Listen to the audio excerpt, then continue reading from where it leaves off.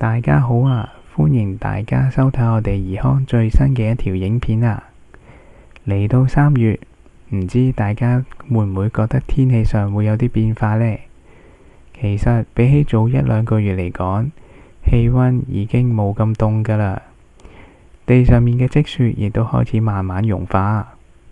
不過喺一早一晚嘅時候，天氣都依然好涼嘅。所以大家都一定要記住着夠衫，保重身體啊！喺啱啱過去嘅2月，我哋過完農曆新年，正式踏入馬年咯喎。唔知大家喺新年期間有冇食到好多一啲賀年嘅糕點呢？又或者係有冇食過一餐豐富嘅開年飯啊？不過除咗新年嗰幾日之外，我哋正月都仲有一啲特別日子嘅喎。就係我哋西曆3月3號，即係我哋嘅農曆正月15啊！呢一日就係我哋嘅元宵節啊！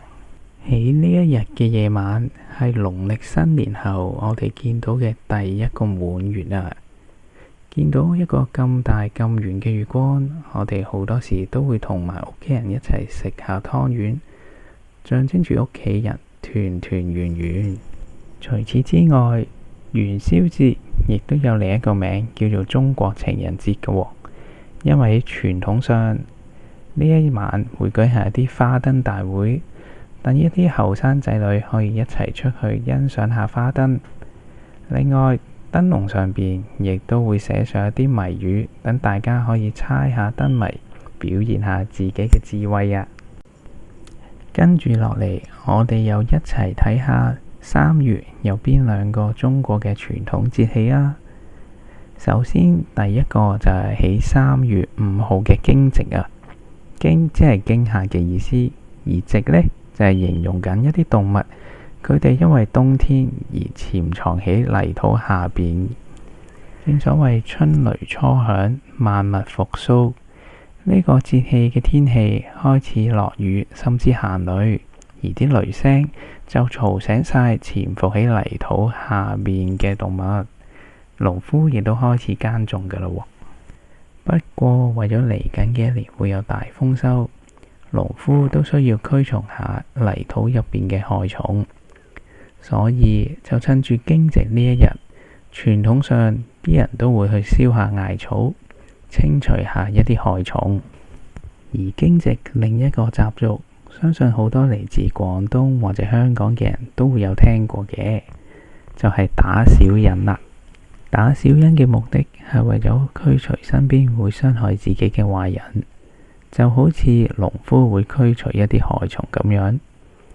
當然，打小人就唔係真係用手去打嗰個人嘅，而係剪個指人，加隻拖鞋，再加一啲特別嘅說話，一路講，一路用隻拖鞋打。希望打完之後，嚟緊嘅一年，自己做嘅所有嘢都可以順順利利。而3月另一個中國傳統節氣就係喺3月20號嘅春分啦。春分係24個節氣入邊嘅第4個，意思即係春天已經嚟到一半啦，喺中間嘅分開點。喺呢個時間，氣溫會開始慢慢回升。雨水亦都會越嚟越多，花草樹木慢慢都變到欣欣向榮。而喺春分呢一日，全球嘅日頭同夜晚都係一樣咁長嘅噃。而過咗呢一日之後，日頭就會越嚟越長，夜晚嘅時間呢就會越嚟越短，變返做日長夜短嘅日子嘅喎。另外，喺春分呢一日，亦都有個民間傳說嘅喎。話說喺呢一日，我哋好容易就可以將隻雞蛋凍直咁樣企起嚟。唔知你哋以前有冇試過？係咪真係特別容易凍起嘅呢？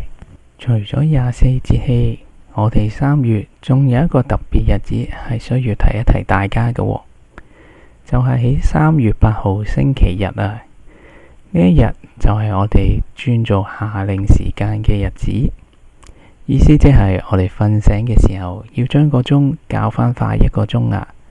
例如，如果我哋7點鐘起身，就要將個鐘校到去8點。如果嗰日約咗人飲茶嘅話，記得唔好遲到啊！講咗咁耐，又係時候同大家玩下遊戲咯噃。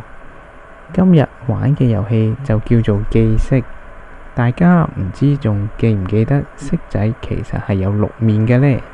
而每一面都刻住唔同嘅點數，就好似你哋而家睇到嘅1、2、3、4、5、6點。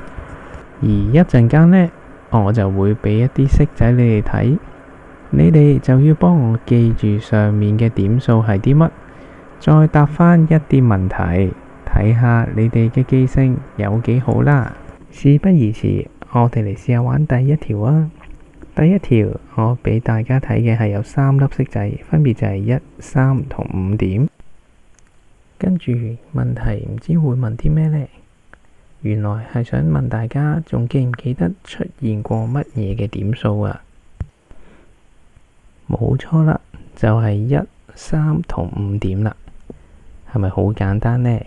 我哋嚟試下玩第二條啊！第二條都仲係3粒骰仔，分別係2、3同5點。今次條題目唔知係想問啲咩嘅呢？原來係問大家啲點數加埋會係等於幾多啊？俾啲時間你哋去計下。你哋計好未啊？頭先出現過點數分別就係2、3同5，加埋呢就係等於10啦。你哋係咪都計啱咗呢？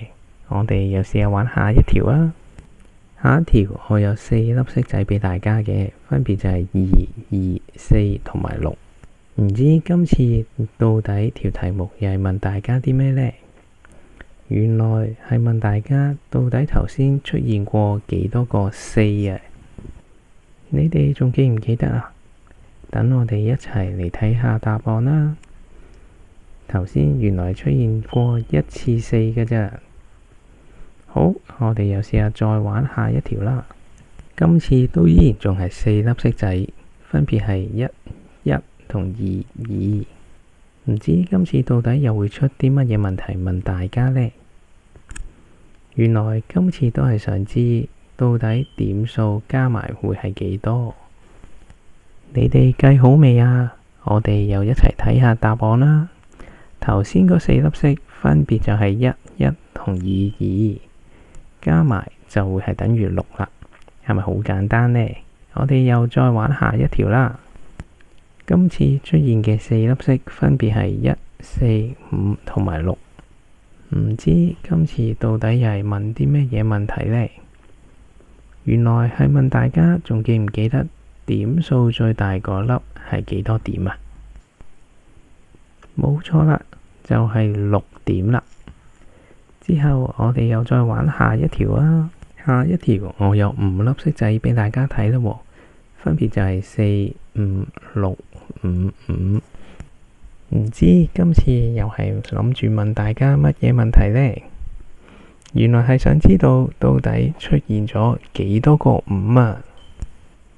唔知你哋又估唔估得啱呢？我哋又一齊嚟睇下個答案啦。原來係有3個5咁多噶，你哋係咪都估得中啊？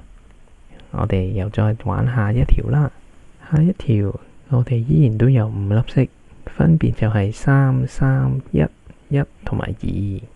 好，我哋又嚟睇下今次到底題目係想問大家啲咩啦。原來都係問大家點數加埋係幾多個噃。俾啲時間大家計下先。你哋計好未呢？我哋又一齊嚟睇下答案啦。仲記唔記得出現過咩點數啊？原來分別係3、3、1、1同埋2，加埋呢，答案就係10啦。你哋係咪又計啱咗呢？我哋又再玩下一條啦。今次出現嘅骰仔分別就係2、3、3、2同埋3。跟住我哋又嚟睇下問題啦。今次唔知係咩問題呢？原來係想知道究竟出現得最多嘅點數係邊一個啊？到底係2定係3出現得多啲呢？我哋嚟開估下啦。原來今次出現得多啲嘅係3啊，佢出現咗3次。你哋係咪都估中咗啊？好，我哋又再玩多一條啦。今次分別嘅色仔就係6、5、5、4同埋4。跟住我哋又嚟睇下題目啦。原來今次問我哋嘅係到底點數最細嘅係邊一個點數？你哋又有冇印象呢？我哋又嚟睇下答案先。頭先出現過最細嘅點數，原來係4啊！你哋係咪都答啱咗呢？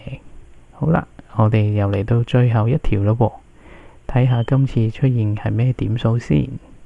分別就係4、3、2、4同埋3。到底今次嘅問題又會係問啲咩呢？原來係問我哋點數加埋係幾多嘅，俾啲時間大家計下先。你哋計好未呢？我哋又開估嘞噃，望下出現過咩點數？分別係4、3、2、4同埋3，加埋呢就係16點啦。你哋又計唔計得啱啊？好，今日遊戲就玩到呢度先。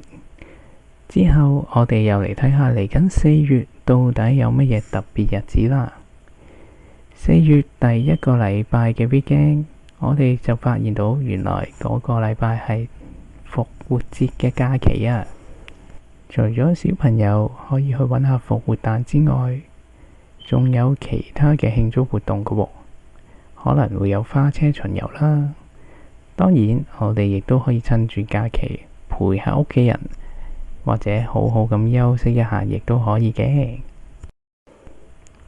好啦，今日嘅時間又差唔多啦喎，希望大家喺3月係過得開開心心、健健康康㗎啦。咁我哋下一條片再見啦喎，拜拜。